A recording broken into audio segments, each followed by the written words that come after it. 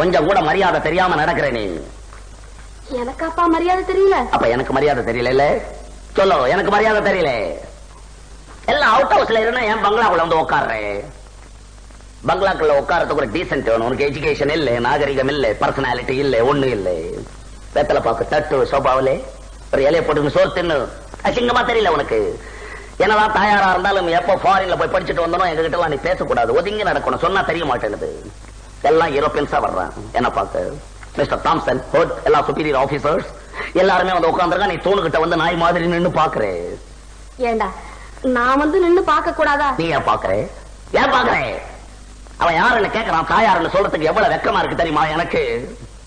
என்ன தாயாருன்னு சொல்ல வெக்கமா இருக்கு. எப்படி சொல்றது உன்ன தாயாருன்னு? பெரிய படுதாவை சுத்திக்கிட்டு வந்து நிக்கிறேன். எப்படி சொல்ற தாயாருன்னு? அட்லீஸ்ட் ஒரு கவுனாவை தச்சு போட்டுட்டு வரியா?